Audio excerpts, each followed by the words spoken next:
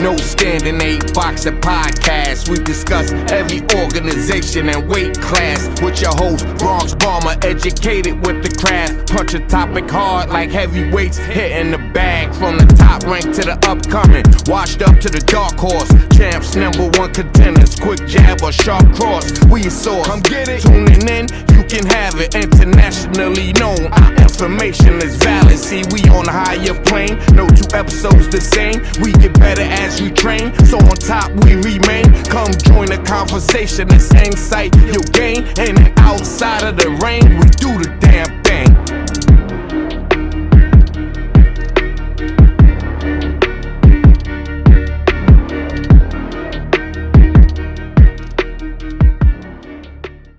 All right, fight fans, welcome to another edition of No Standing 8 Boxing Talk. This is the relaunch, episode 1 of the relaunch of my new little podcast studio here. Took me about eight to 10 weeks to get this done.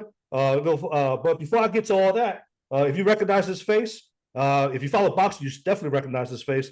This is none other than Jake Donovan, senior boxing writer for Boxing Scene and the vice president of the Boxing Writers Association of America. Pretty much has his hands in all things boxing. So give a nice warm welcome to Jake Donovan. Jake, thank you for coming on the show. I appreciate you. Yeah, no, I appreciate you, Jacob. And look, you said it took you eight weeks to get this back on the road. So I take blame for it not being 7 weeks. I know we tried to work this out for a week. We both had really, really bad weeks. So let your followers know this is my fault that this didn't happen last week, that we're doing it this week. No worries, Jake. I tell you what, man, if anybody understands what a busy schedule looks like, it's me.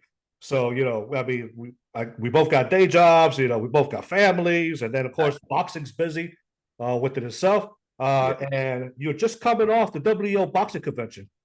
For those that don't know what entails in a boxing convention, tell our listeners, what is a boxing convention? In this case, the WBO. Okay, well, I'll give the serious answer because I know I had my Twitter answer or X.com answer or whatever. People got a kick out of.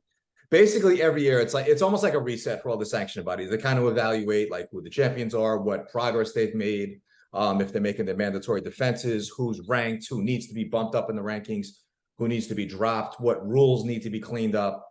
That's basically the gist of every sanctioning body. The WBO, WBA, WBC, and IBF, they all have their different agendas. I've never personally experienced the IBF one yet. I'm going to go next year in person, but just witnessing the WBO and the WBA and WBC, that's pretty much the gist of what they do each year. Each one has their own little different twists. It just seems to be about, like, especially with the WBO, what exotic island they can, host it at. This year was in Punta Cana, it's usually in Puerto Rico. Next year, I think they're gunning for Orlando, which, not exactly exotic, but at least it's a good trip for you and I to make.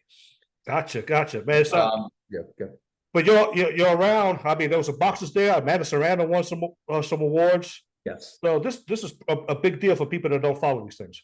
Yeah, it is definitely so. Amanda, like she has a fantastic relationship with the WBO. She's always taking great pride in representing that organization. She represents. I mean, she's like I always joke she's the queen of Puerto Rico, but she really is. It's like she can't go anywhere without being followed. But I just love how much pride she takes in that, and especially like with the WBO was her first belt. That's her true baby. She always goes back to them. So yeah, she was once again named fighter. Double win for her, fighter of the year and fight of the year. This is the second year in a row.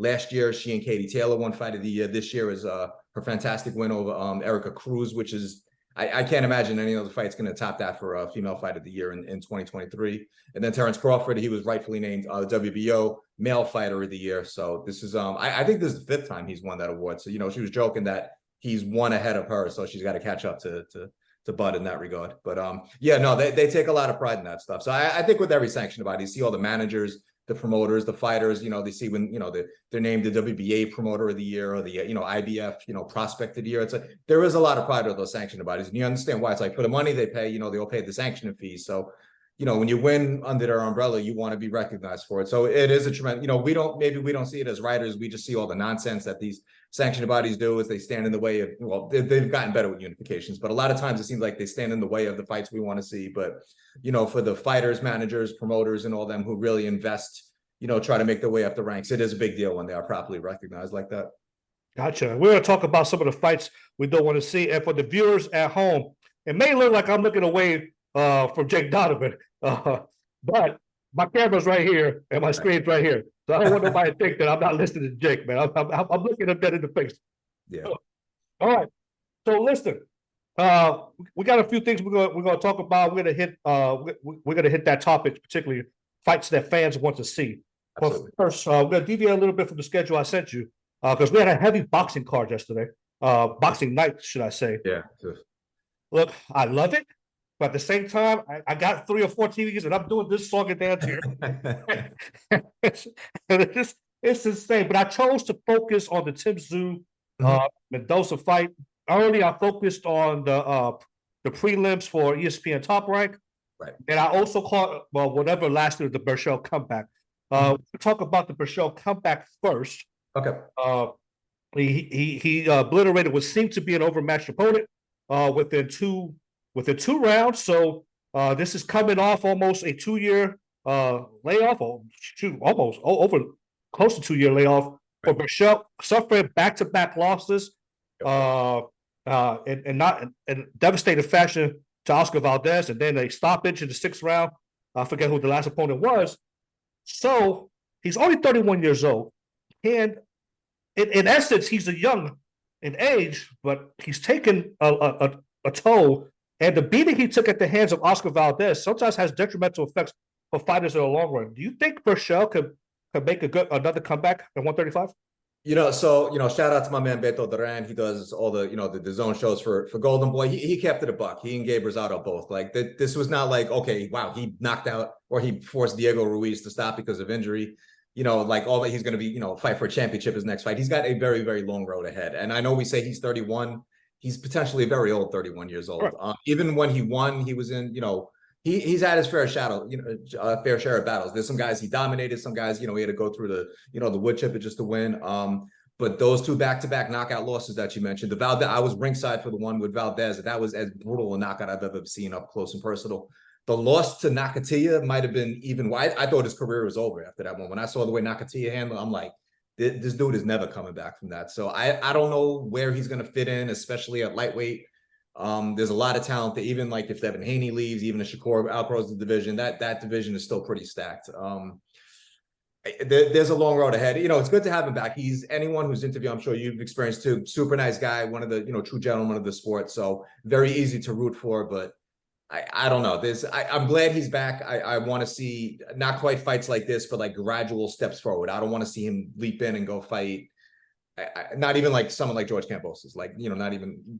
I don't want to say. I don't think he's ready for the contender level. I think he needs like a few confidence restoring fights, and then maybe get back into the mix. A year or so from now. Man, I'm with you 100%, man. He's exciting to watch. He's easy to root for all the things that you said. Nice guy. Gets to the ring, no holds barred. He's gonna let it all hang out. He's tough as nails because he stood right in front of Oscar Valdez, even when things look grim. He's in front of him. I wish him all the best, but like you, I don't see a bright run at 135 for the show. All right, we're going to switch over to the ESPN prelims. I'm sorry, but I don't mean to jump right. There was a fight on that undercard. I don't know if you saw my tweets about it, but in the co-feature on that night, it was an IBF title eliminator that has to be talked about. Felix Alvarado and Angel Ayala. Yes, you did talk about that. Yeah, that was look. We've seen ring announcers screw ups, but that was like the ring announcer literally read the decision. Poor Felix Alvarado, who dropped Ayala in the first round, thought he won a decision. Arms raised in victory. Then all of a sudden, oh, perdón. Oh no, what are they doing to this poor guy? Then they realized, no, the winner wasn't from Managua, Nicaragua. It was from Mexico City. So poor Alvarado had to stand under, and he won the fight. Look, I had it 7-5 with the knockdown, 115, 112. I've seen people as high as 117, 110. Some people at 116, 111. For that poor guy, he even said, like, going to Mexico, he knew he had to knock out Angel Ayala. For flyweights, I mean, he carries as much power as anyone. He dropped him early. It was a competitive fight. I thought he won. I thought he got robbed, man. I felt so bad for him. I mean, to sit there, do what he did on the road, have your arm raised in victory, and then to have that completely taken away before you even had a chance to put your arm down. That was a god-awful situation for him. But now Angel is in position to fight potentially for really any of 3 of the 4 titles at flyweight, because he was already named the WBC mandatory for Julio Cesar Martinez's title. Now he's the IBF mandatory, which means he could be in position to challenge the Sonny Edwards Bam Rodriguez winner for 2 belts for the IBF and WBO. So he's in a great position in 2024. Felix Alvarado, look, I put him in there with just about anyone below the championship level. He is 34 years old though, and especially at flyweight. No, Man, he needed that win last night. you needed that when time's running out. And yeah, I saw your tweet. That was one of the ones I was jumping back and forth for. So I didn't see that fight in its entirety, but I was following the feeds, and you weren't the only one that thought that. So man, tough break. But thank you for bringing that up. Yeah, of course. Yeah, so that brings us to the ESPN card, which ESPN does a hellacious amount of prelims, and they do a really good job of highlighting their prospects, right? I'm going to talk about 3 of those prospects, and you're familiar with them because you covered the Olympics. So you're familiar with Duke Reagan, you're familiar with Keyshawn Davis, and Robert Torres Jr. Richard Torres.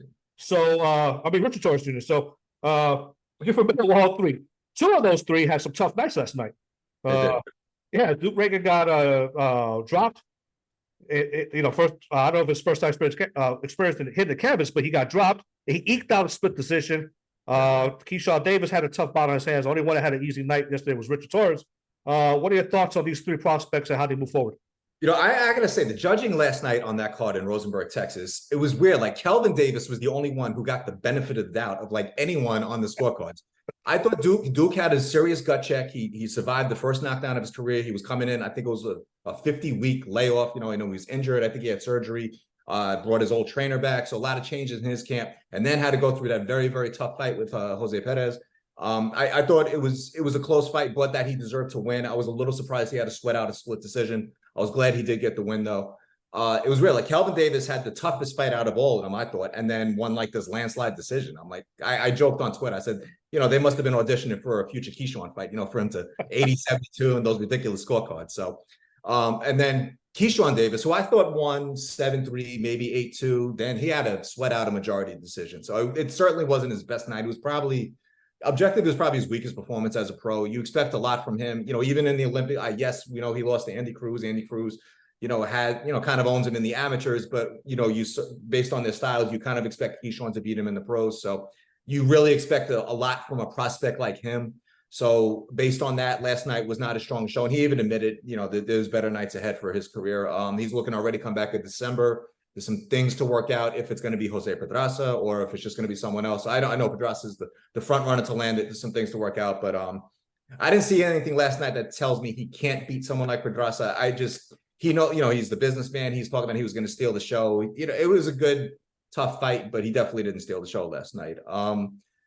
Also, Richard Torres Jr., another knockout win. Again, super nice guy, great, very talented in and out of the ring. That has, can do many things. True Renaissance man, but for someone who was an Olympic silver medalist and even made the improvements he did from the first time he fought Jalalov in the amateurs to, what they did in the Olympic final in Tokyo, his competition has to be a lot better.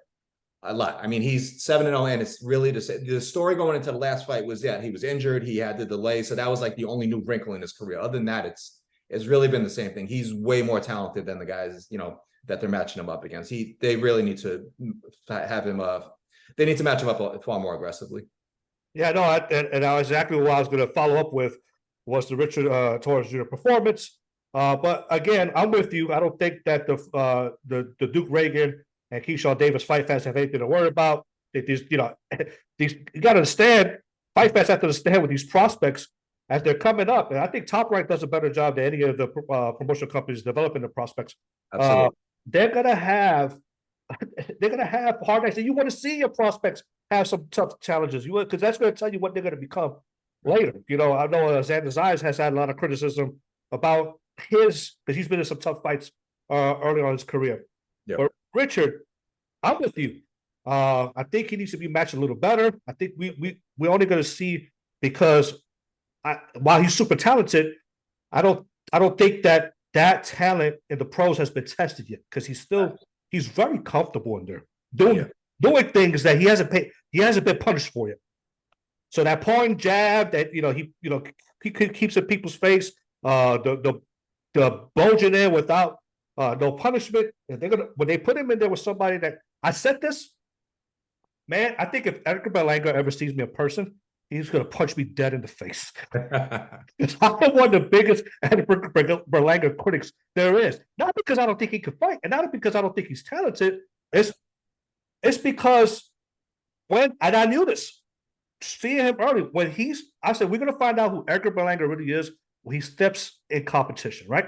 Yep. And most of us that know boxing, have been around boxing, we said the same thing. We all said the same thing. And it came true, all right?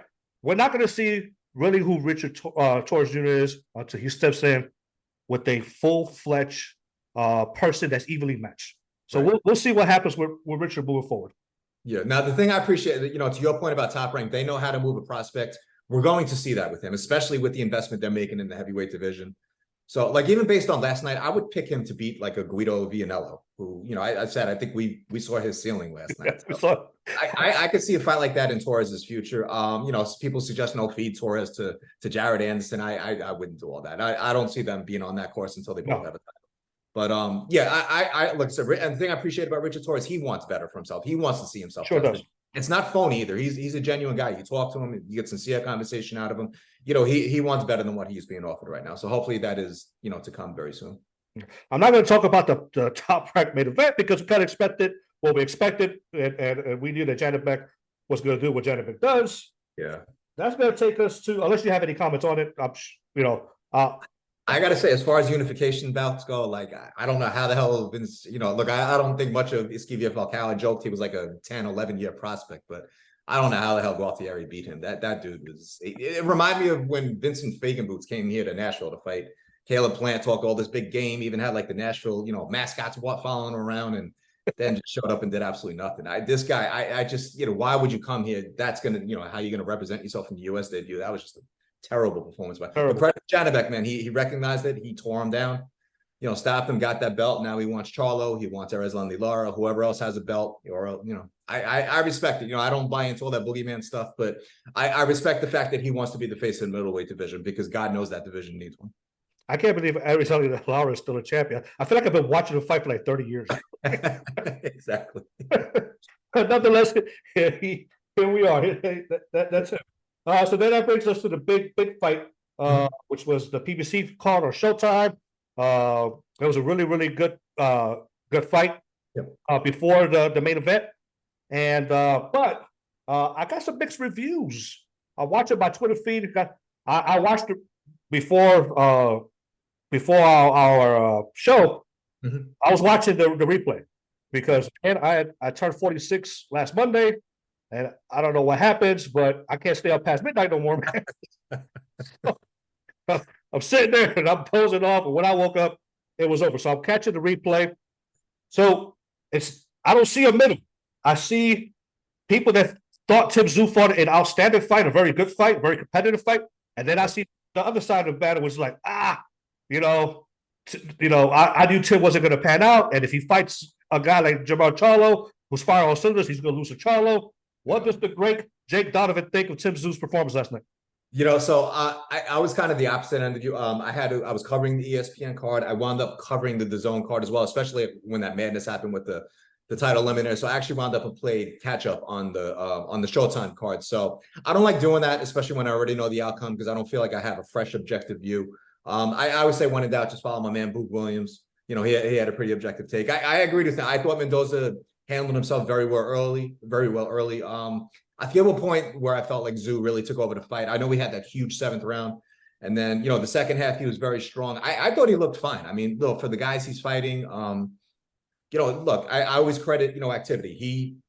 I respect him. Last year he only fought once. I know he fought in March. He had his injury. Then he waited out. Charlo was supposed to fight him in January. When that didn't happen, he really put his foot on everyone's neck and said, I want to fight.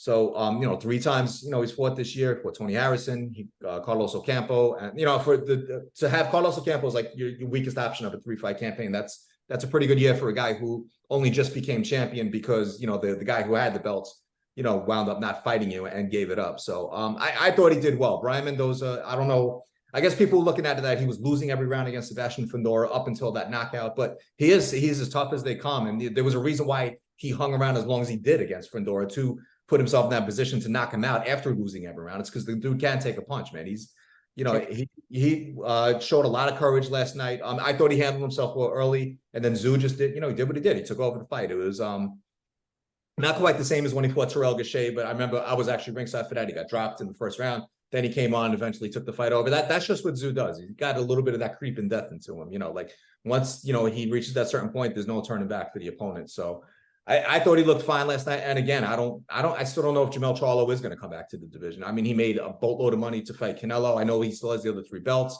He was ordered to fight Bakram.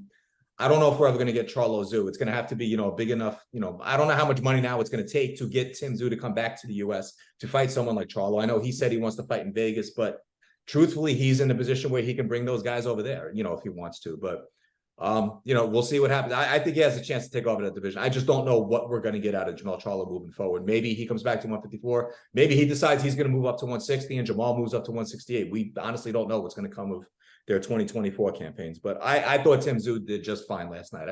If you have stock in Tim Zhu, I would not dump it just yet. Exactly. And here's the deal. For folks that are critical of Tim Zhu, I mean, he's here. He's a bona fide. He's legit. He's not running for fights.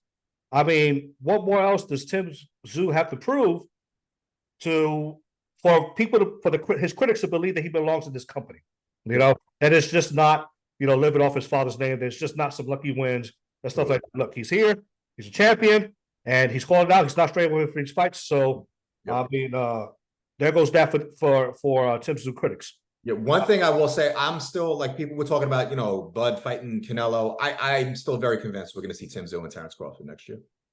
Really? Yeah. Yes. I like it. You know, I like it. So obviously at 154. Yeah, and that's a fight that would bring Tim Zhu to the US. So correct. And you know, like you talked about Charlo, so that'll lead us into our next segue. We had 2 of the 3 major fights this year, which I call the major fights this year.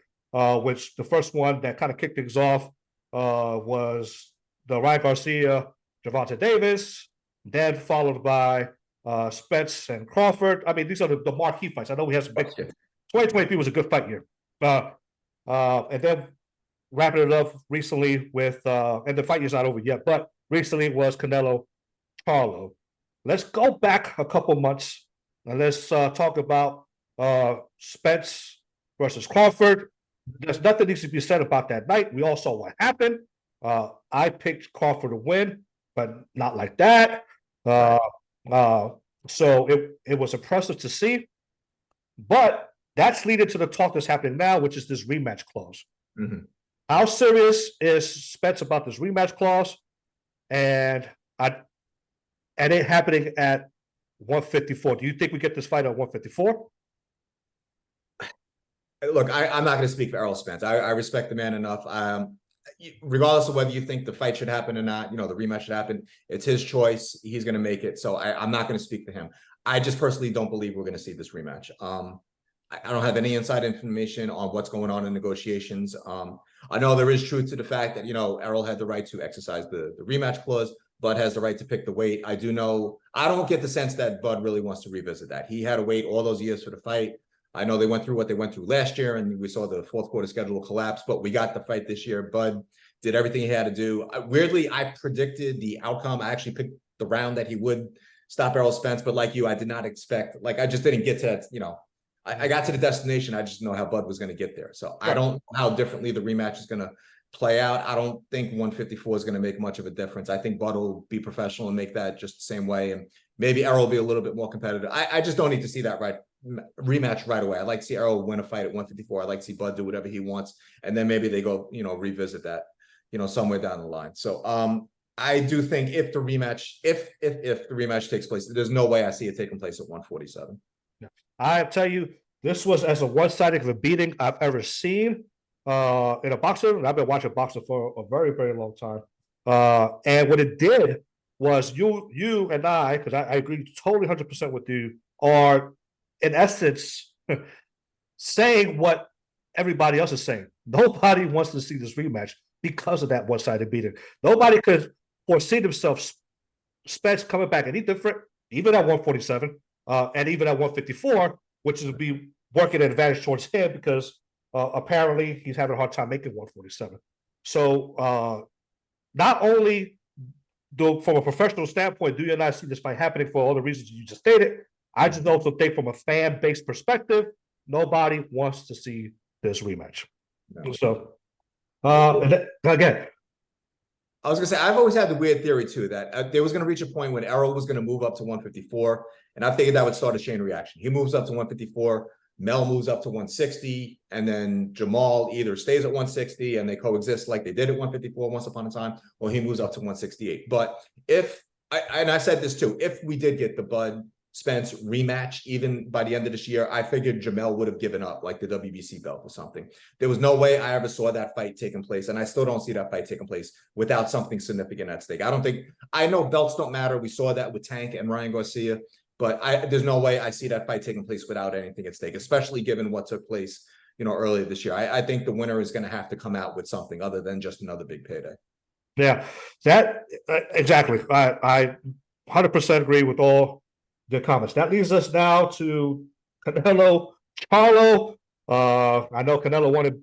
I call him Big Charlo because he fights at the heavier weight. I know they're twins, but but he ended up fighting Little Charlo, and I knew it was what it was, man.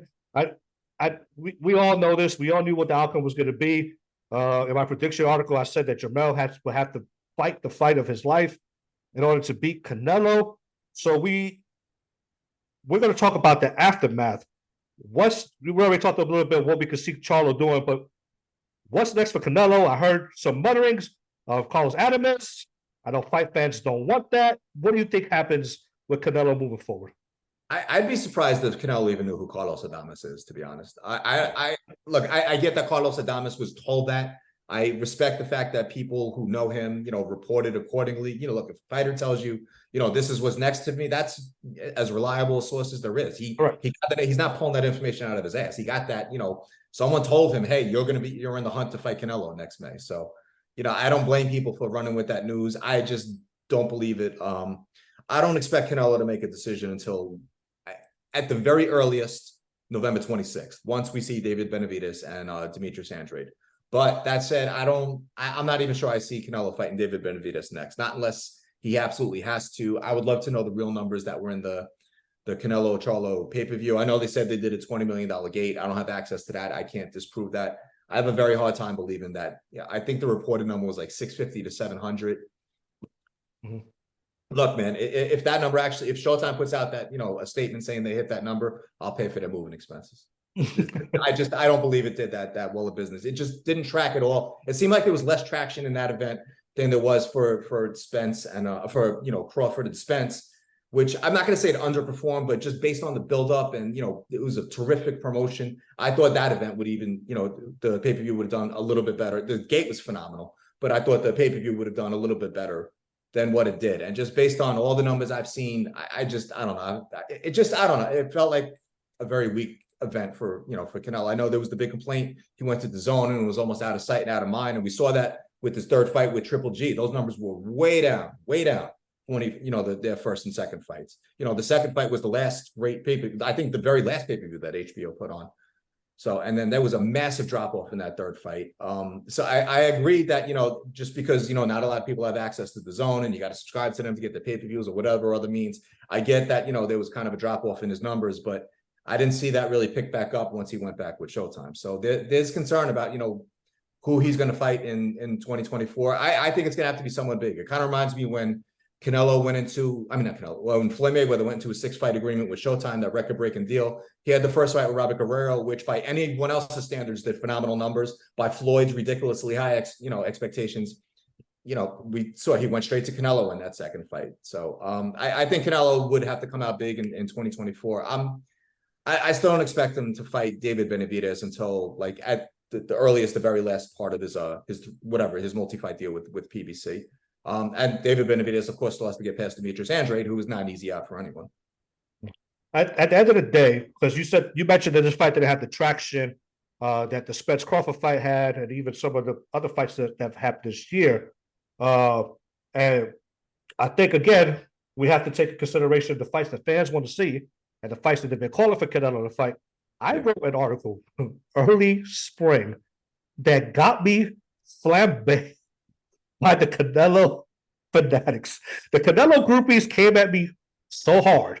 And I wrote an article talking about Canelo's legacy in terms of Mexican legacy. There's legacy, and then there's Mexican legacy. This is just the way I think. I'm not saying that there's actual numbers that prove this, but it's the same way with Puerto Rican fighters. Look, Latin fans, man, we are rabid. We have a certain standard for how we place our champions, right? So I wrote an article. Does Canelo make the top 5 of Mexican fighters, right? And man, I tell you, I say he don't even crack the top 10. And it got me flipping. Right? But it was some of the things that he said leading up. At the end of the day, you just said it. It's what fans want to see. And these are not the fights. The reason why I believe it has nothing to do with promotion, has nothing to do with marketing, because he sells himself.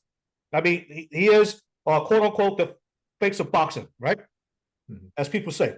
But listen, nobody wants to see him fight Jamal Charlo. Nobody wants to see him fight John Ryder. Nobody wants to see the third Triple G fight. Okay?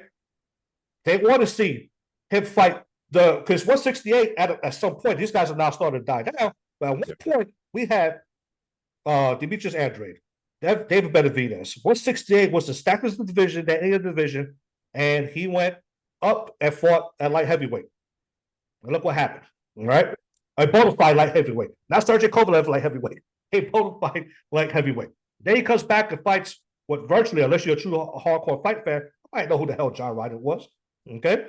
And then we're going to ask a guy to come up 2 weight classes while he's a great boxer and an undisputed champion 154. These are the things as why I believe that it's not going to hit the gate sales that they're projecting reporting, and then they have the kind of traction pay-per-view wise, and then the prices that the pay-per-view is asking to pay for Canelo. What are your thoughts on Canelo's legacy and the choice of fights? Oh, and mind you, he doesn't want to fight Mexicans, which that's big for Mexican legacy. It's finding your fellow Mexicans. What are your thoughts? Look, I think, like I said, just for everything that we discussed, I don't see him any way out of him. He's going to have to fight, assuming Benavidez, prevails on November 25th. He's going to have to fight him, whether it's next or, this time next year. He's going to have to fight him during this current deal with PBC. I don't see them get, especially we don't, there's massive uncertainty with what's going on in Showtime. So we don't even know where these guys are going to be fighting in 2024. And even if you want to argue like, well, he can go fight someone like David Morrell. David Morrell has fought one round this year, right? His last full fight was last November, which you can't really replay because, unfortunately put that guy into a coma, that guy's, it's really hard to revisit that. So Morrell has had no traction. He was supposed to fight Benavidez. That was PBC's first option for what we're instead getting on November 25th. So you have to really think long and hard. In a weird way, I felt like PBC kind of needed Spence to beat, Terrence Crawford, because that would have been like the ideal novelty fight, to throw at Canelo, because they talked about that a long time ago. Canelo versus Errol Spence, 100,000 at AT&T Stadium or whatever. So I always found it weird that it was Jamel and not Jamal who got the fight, because they could say whatever they want. Jamal was always the rumored opponent. It wasn't something that the media made up. That was always a discussed opponent until it came time to decide that Jamel was going to fight instead. But now, like I said, Jamel's performance was so bad or mediocre, however you want to describe it, that nobody wants to see Jamal because we still haven't seen him yet. For that, they could have just thrown Jamal in there, let him get the payday, let Jamel fight Tim Tszyu. And most people believe that, as even with Tszyu picking up traction, Jamel would have beat him, at any point this year. Then you have something to build for next May. Then you do the Hallmark Brothers, keeper angle or whatever. Now we got to depend on Jamal to, if he is fighting Jose Benavidez Jr. Which is essentially a who cares fight, he has to look absolutely spectacular to even have a hope for anyone to say, okay, well, yeah, now I want to see him go fight Canelo. But that's not even a sell. I mean, that's how bad that, that September 30th show was. It was like, one guy's performance is so bad, you don't want to see him, fight his brother next. So exactly. There's just not a lot of options left for Canelo. There's always going to be options for someone like him, but, sellable options, they got to think long and hard about how they want to spend that money for his next fight. Exactly. Like, listen, we've had some major breakups over the last couple of years. We have Kanye and Kim Kardashian. We had Amber Heard and Johnny Depp. Now PBC and Showtime. All right. Which another juggernaut of boxing falls over the last 5 years. First it was HBO, now Showtime. And now that leaves us standing alone and afraid with all these different streaming services.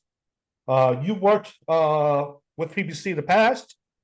Where do they land? Where do you think they land? So look, I'm going to disclose. So you mentioned at the top of the show, I'm a senior writer for Boxing Scene. Boxing Scene is part of the same family. You know, Showtime, we both kind of fall under the Paramount umbrella. So there's certain things that you're going to want to know that maybe is a conflict of interest for me to discuss. So I don't know how in depth I can go. I also, look, I don't have any inside information. I'm a contract employee with Boxing Scene, so I'm not a full-time employee of Paramount. So I don't have, look, I'm not in the boardroom. I don't know the decision. I don't even know if there was a decision that was made that absolutely says, you know, guys, pack your stuff and, you know, get out of Midtown. It does seem like the writing very much is on the wall that we're not going to see boxing on Showtime's linear network in 2024. And if that is the case, it's a very unfortunate situation, but you kind of saw it coming. They completely fizzled out at the end of 2022. I know a lot of the blame was, oh, well, Spence, Crawford didn't happen because Bud, you know, stalled everyone out, and that kind of put everything in limbo. We're at the exact same situation this year. They've had one Showtime championship boxing card. I'm sorry, the last Showtime championship boxing card they had was August with Emmanuel Rodriguez, that nobody watched, nobody attended. Last night's show was a Showtime Boxing International card, which was weird because it was actually a championship fight. There was nothing else on the schedule except for November 25th pay-per-view. They were supposed to do a November 4th show. That got removed from the schedule. The fighters found out through the media before, you know, they even knew that they weren't fighting anymore. So I just don't know what's going on that side. There are a boatload of fights and fighters that are waiting on a date. They've been told they're fighting in November. They're told they're fighting in December. There's just a lot of stuff in limbo, and there's no grown-ups in the rooms who are giving us any answers. All we're getting is a lot of gaslighting. Every time we ask these questions, like, oh, well, we've been going out of business for 5 years. It's like, well, dude, the writing's on the wall that you're very much probably going out of business now. Not PBC, but it seems very clear that Showtime, this is through no fault of anyone at the top level. Steven Espinoza fights as hard as anyone else to keep this sport alive. But unfortunately, he's the highest ranking person at that network that actually cares about boxing. So Paramount is just making massive cuts. It's not just boxing. It's just a lot of, you know, content in general. You know, this is just the unfortunate, you know, the part of it. So I don't know. I know there's been rumors that PBC could be going to Amazon Prime. To my knowledge, that's just rumors. That's not like set in stone fact. But hopefully, you know, maybe we do get something like that. I think if they do go to an app, it's important to do it where you know, something like Amazon Prime, you know, we already have it. It's like, you know, you use it for shopping every day or, you know, whatever else. So it's not like something you have to go subscribe to something else. I think that part of it, you know, that would be of benefit, especially like, you know, if you're looking to attract any more casual fans, because when you keep limiting your audience, it's like, you know, you're stuck with the hardcore base. And once the hardcore base says, well, I'm not spending, you know, hundreds and hundreds of dollars every single month, you know, you start to lose them as well. So I hope it doesn't go to a situation where all we get is pay-per-views from them. If we do, there just has to be something, you know, to come along. I know with you, I don't follow MMA very closely at all. I'm at best a casual fan of it. I don't follow for the simple fact I don't like paying for 13 pay-per-views a year. But you also get weekly content from them. And even with pay-per-views, you get shows on ESPN and ESPN Plus or, you know, whatever other network leading up to the pay-per-view. You can't just have a scenario where all you're running is pay-per-views. You need, you know, Fox tried that in the final year of its, you know, deal with PBC, and that didn't work out at all. That, as a matter of fact, the last several just completely busted. So, and then they just, you know, went by the wayside. So we can't have any more of that in boxing. We need something that's actually going to grow the sport. So I would love to see PBC marry up with Amazon Prime. I know it, you know, works out in Japan. They've done several fights on there. If PBC can pull that off, I think that would be beneficial to the sport. Again, because just about everyone, you know, that has to be the most popular shopping tool that people have. So, you know, just putting that. But what I don't want to see is that we're doing stuff on Amazon Prime, but then we're still paying $75 a month for every pay-per-view that we want. Because then now all you're doing is subscribing, whatever, $100-something a year to Amazon Prime, and then, you know, God knows how much, you know, just to get the fights that we actually want. That's That's the really rough part of the sport. And from Showtime, we really like they haven't given us a banger of a main event since Charlo Castano 2 last summer. Like I always felt like they really needed Charlo Zoo to happen earlier this year. I know it's no fault of their own. You can't control when guys get injured, but they really needed that fight to happen earlier. The fact that that fight didn't happen this year, that kind of set the tone for the year we got, because they gave us some great events. We mentioned, Tank Ryan Garcia, the best-selling event of the year. That really, brought a lot of new eyes to the sport. All the great pay-per-views you had, their schedule, their fights are competitive on the network. Like if you look at the fights you get on the Zone show, ESPN show, Showtime, from top to bottom, you're going to get the most competitive fights on Showtime, but they're just kind of there. None of them have driven subscriptions. If they did, I can't imagine, Paramount would have been so quick to pull the plug. Maybe they would have anyway. But I mean, if guys like Charlo and Benavidez and all these guys who were on their network last year were on their network this year, the sport would have more of a fighting chance. So, yeah, it's like I said, it's disappointing. It's not surprising. It's still a letdown because, like I said, HBO carried the sport for as long as they did. And I argued back then, HBO kind of, as they forced the networks out of business, all those years ago when they started, not overpaying fighters, but just outpricing all the other networks, they kind of got driven out the game the exact same way, except the problem was nobody was available to pick up the mantle. Showtime should have been in that position, but it was at the same time when PBC went forward with the Fox deal. So now you're splitting your content between Showtime and Fox. I worked with PBC in the beginning. I know all those networks. I worked with NBC. I worked with Bounce. I worked with Spike. I know for a fact, I've sat in on those meetings. All of them were pissed off when they're seeing all these other fights, like, well, why did we build up this fight? And then that network never works out. And Showtime and Fox, they had the opportunity to coexist. I didn't love the Floyd Mayweather and Conor McGregor fight, but I love the fact that we got a card on Fox to advertise, hey, but okay, now we're done here. Go over to Showtime. Look, everyone was going to order that pay-per-view anyway, just because of their two audiences. That only made it that much bigger. And it made the fight on Fox, which probably nobody would have watched if it wasn't attached to a Mayweather-McGregor fight. Nobody would have watched that fight. So I love the fact that they coexisted. That they couldn't find a way to coexist once, PBC, they were in a position to control the sport, but Fox got it in their head. They wanted it, they had to have all the bigger events than Showtime. So Showtime really suffered in 2019 as a result between that and then paying as much as they did for Deontay Wilder when he had that deal with the Zone that he left on the table and wound up fighting Dominic Brazil for way more than what they wanted to spend on that. So once the pandemic came, then Showtime was in a position to kind of pick up all that big content. Fox never recovered. Now they're out the game, but now here we are in late 2023 talking about Showtime potentially being out the game. So it's, I don't know, maybe it's the hard reset that the sport needs, because every year it's like, how the heck, Bob Arum always taught me this. A lot of people had their opinions about Bob Arum, but one of the greatest pieces of advice he ever taught me in the sport is, in order for someone to make money, someone has to lose money. And you keep looking at these events, it's like, how the hell are they making money? So I don't know. I'm a little concerned about what we're going to get in 2024, because I don't see ESPN carrying the sport.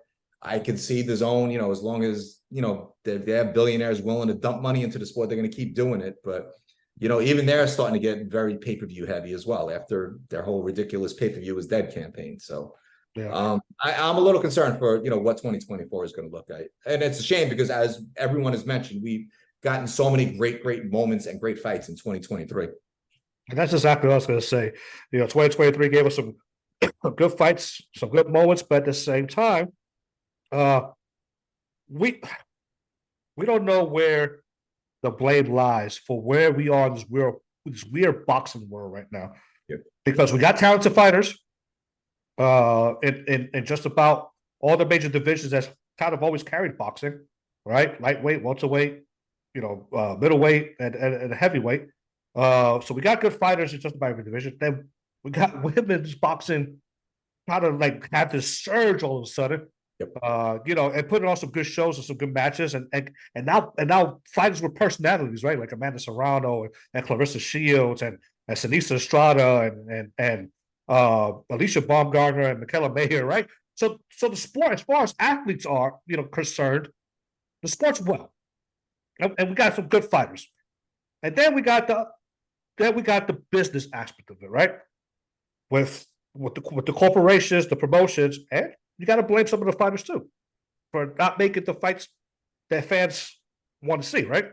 So I don't know if there's a right answer, or I'm sure there's a right answer. I just don't know if we get to it quickly for the sport to rebound Boxing's not going to go away. It's been around for years. But how it rebounds is still up for debate. So, with that being said, speaking of 2024, even though we don't know how it's going to play out, what can 2024 give Jake that 2023 didn't, as far as boxing is concerned? That's a really good question. I guess it looks like we're going to get an undisputed heavyweight champion, which is something we haven't had at any point in the 21st century. The last one was Lennox Lewis, of course, when he beat Evander Holyfield, beat him twice, but they got it right in the rematch. And then didn't even have a chance to defend his undisputed championship because he was already stripped of a belt by the time he got to fight Michael Grant. So it looks like we're going to get that. Unfortunately, we have to suffer through Tyson Fury and Francis Ngannou first. So I'm treating that one the same way I treated yesterday, not paying any attention to it whatsoever. I'll let people flood my timeline with it and we'll catch the highlights that way. But I'm coming to in Orlando. I will be covering Amanda Serrano and her 12-round 3-minute fight versus Danilo Ramos on that Friday, October 27th. And I'll be at Caribe Royale. Anyone wants to come hunt me down or whatever. The following night, I'll go watch the DAZN show. I'll go watch Oshaki Foster and Rocky Hernandez. You guys can go have that Fury and Ngannou, whatever. Look, respect to Ngannou for getting his bag. I guess I don't know how to put this, man. I'm not interested at all in that event, but now I just want to see Fury. I don't care if he wins or whatever. I don't know. I don't know how it's going to work, but I guess I kind of not want to see him get hurt or injured, and it cause any more interruptions in his fight with Alexander Usyk. So Usyk was given a big hurdle to clear. Not that anyone thought that decision was going to get overturned. I thought it was ridiculous that Queensberry would even waste money and trying to appeal the Usyk Daniel Dubois fight. But that ruling is out. The IBF is willing to park. It's mandatory. So Filip Hrgović has to wait because, all the sanctioning bodies said that if the undisputed fight was on the table, they would not order a mandatory and stand in the way of that. Big Bang Zhang, he's got the interim WBO belt. Paco acknowledged that. Oh, well, undisputed is going to come first, then we'll go figure it out. They believe the IBF is next, then Big Bang Zhang will get his shot. So I personally would love to see Zhang and Filip Hrgović have a rematch. I thought Zhang beat him in their fight, and I would love to, especially after those 2 big knockout wins over Joe Joyce, I'd love to see him get another shot at Hrgović, probably get him out of the way, and then be in position to challenge for the undisputed championship. But I don't want to see those 2 guys just stuck on the sidelines, trying to milk their time. I don't think Zhang would do that. I know Hrgović, his team, they keep talking about they want these big challenges, but if we are getting undisputed in 2024, I want to see those guys step up. So those are 2 things I want to see out of 2024 that we didn't get in 2023, because Hrgović just didn't give us anything at all this year. Yeah, that's great. That's great. I'm sure that you and I could sit here and talk about all the goodies and fights that we wish we want to see, but I want to have you on my show more frequently. I'm sorry, before we one other thing I want to say, because we're probably getting Kazuto Ioka and Gallo Estrada for their unification. Estrada's the lineal WB champ, Ioka's WBO. I would love to see the winner of that just go full throttle, as much star power as there is, as much as there can be at 115. The winner of that absolutely has to become undisputed in 2024. I thought it was a shame that Ioka, the first fight with Joshua Franco, was as close as it was. It ended in a draw, and then never got the chance to unify because he had to give up his WBO belt. But I would love to see, the winner of that become undisputed at 115. And then 112, Eddie Hearn has promised that he wants to have an undisputed champion of flyweight. He wants to have undisputed champions in every division where he has, a say in it. So Sonny Edwards, Bam Rodriguez, the winner of that. I think the winner of that is already the best flyweight in the world, but go ahead and collect those 2 belts in 2024. So there's my wish list for that, because we were supposed to kind of get that tournament in 2023. Obviously, Bam broke his jaw in April. God bless the man. He won the title, fought 6 rounds in a broken jaw, then still stopped at the media table and tried to talk to us when they're telling him, no, dude, you got to go to the hosptal. But that's just the character he is. He's like, no, I can do my media commitment. So it's going to some sign language. So obviously that slowed things down to flyweight, but I love the fact that they did get that fight on the table. Sonny was like, whatever you guys want, just make the friggin' fight happen. So he's getting the fight. I'll be a Glendale for that one as well. So 112, 115, heavyweight. I can see a path to undisputed in all 3 of those, at least 2 of those 3 divisions. Very cool, very cool. And so that's a good wish list for 2024. I know we have some issues with where boxing's going to land. as far as networks goes, but as far as fighting is concerned, the fights, there are fights out there to be made. But 2023 is not done yet. And we got some fights on the schedule. We got David Benavidez versus Boo Boo Andrade. Got a couple fights that I think I sent you a list, a couple fights. But which one excites you the most for the remainder of the year? For very personal reasons, like I don't hide my relationship with, Amanda Serrano and Jordan Maldonado. Very, very close with them. We consider each other family. So I'm excited to be there for that, just because, like I said, a lot of people, they talk about wanting to, change the sport. Amanda just goes ahead and she does it. That's it.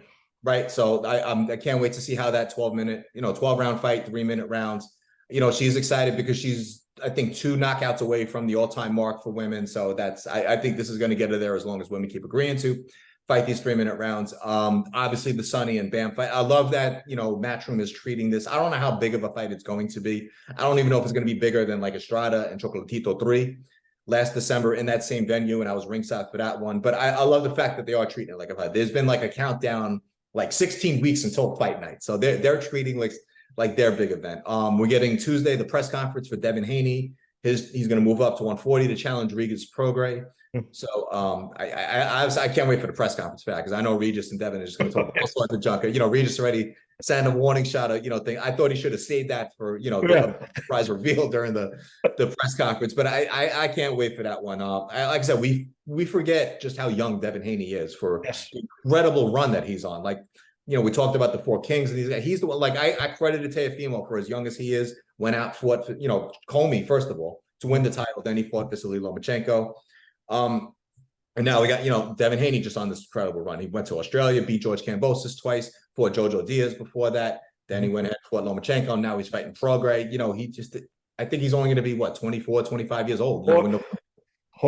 These guys are very young, just, doing all sorts of great things in the sport. So that's the stuff that's really going to carry the sport, when the youth, stepping up like that. And even going back to guys like Gervonta Davis and Ryan Garcia, who are stars, could do whatever they want. They force the industry to make that fight happen versus each other, and then obviously then we got the same thing, Errol Spence put his foot down and said, no, I don't want just whatever PBC wants to offer me. I want to go fight Terrence Crawford, Stephen Fulton.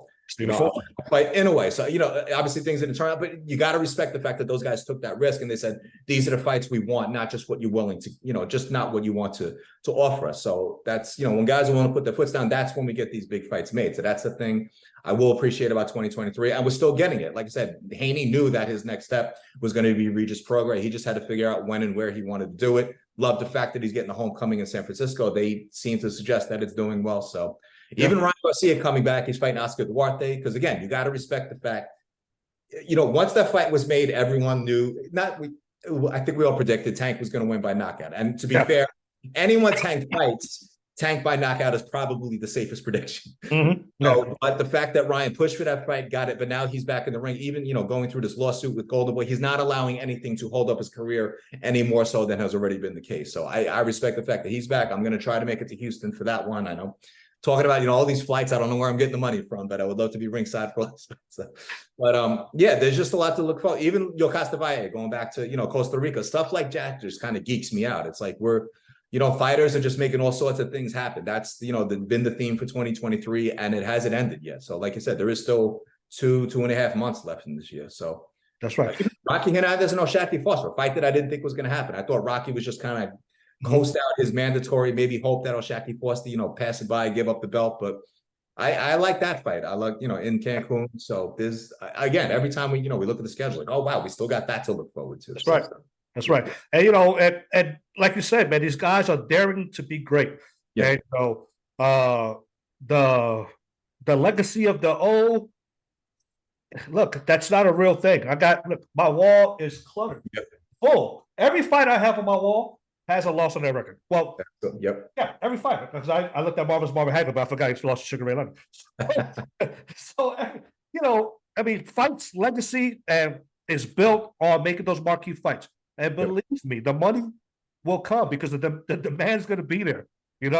So I'm excited about those guys that you mentioned willing to take those risks, putting it on the line. I think they all understand that the O is not that great to have. It's a nice to have, but not a need to have, you know? So yeah. Even looking at like next week, a fight that's flying way under the radar that shouldn't. Alexis Rocha, who was previously named the mandatory to fight Terrence Crawford, but then got told, hey, we just found out Terrence has a shot at fighting Errol Spence. So we're going to take back that mandatory. You're on your own, bro. So then he went ahead. He stayed busy. He got the fight in May. They just had the dope mural that was put up in Santa Ana. Now he's going to go fight Giovanni Santillan, who he absolutely does not have to fight. Santillan does not have to fight Alexis Rocha. They're going to go fight each other. So credit to both of them for taking, you know, that massive risk. You know, Rocha's right there to challenge for, you know, the WBO welterweight title if Bud comes around for that, or if he gives up the belt. This is a huge risk for him. You know, he's risking his growing fan base out there in Southern California. Santillan is stepping up. You know, he's going to go fight him on a Golden Boy show. So a fight like that's flying under the radar. Again, it just speaks to how fighter driven it has been in 2023, which is why we had the year we've had. Exactly. Listen, Jake, transitioning now for a few minutes.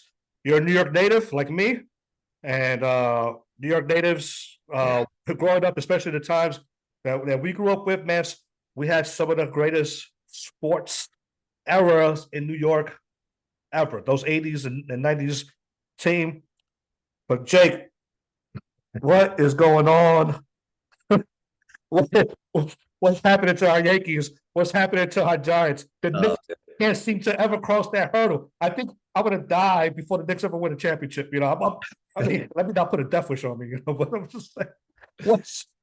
Oh man, you know, so when you scheduled this Zoom call, I was looking at like, man, this is probably going to be the last week where the Giants are still in prime time, because eventually the NFL is going to figure out, oh man, we can't keep putting them on Sunday night. So I was kind of hoping, all right, I got the Zoom call, I won't have to watch the game. That's my excuse. Now I got to stay up tonight and go watch them. Oh man, it's been.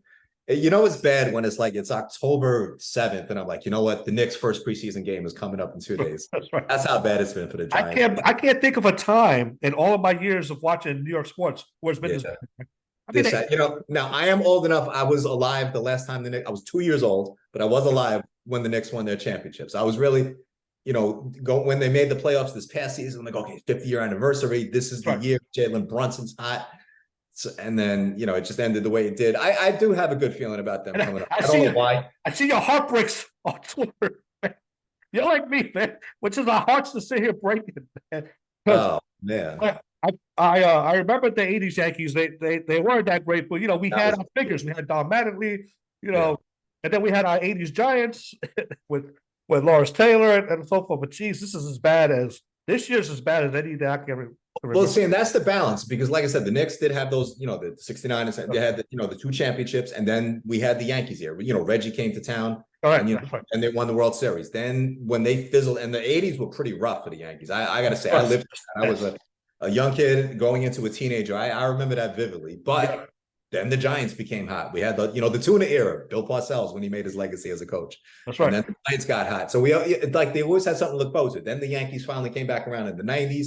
Before that, the Knicks, Pat Riley came to town, the can't call them all era. Even though they didn't win the championship, at least they provided hope. I mean, there was like, there was, you know, you knew every stupid theme song that the Knicks had, you know, for the early 90s. But then the Yankees started winning World Series again. And then, yeah, it's just. Then we had the Rangers in 94, you know, No Standing 8 Boxing Podcast. We discuss every organization and weight class with your host, Bronx Bomber, educated with the craft. Punch a topic hard like heavyweights, hitting the bag from the top rank to the upcoming. Washed up to the dark horse. Champs number 1 contenders. Quick jab or sharp cross. We source. Get it? Tune in, you can have it. Internationally known. Information is valid. See, we on a higher plane. No 2 episodes the same. We get better as we train. So on top we remain. Come join the conversation. The same sight you'll gain. And outside of the rain, we do the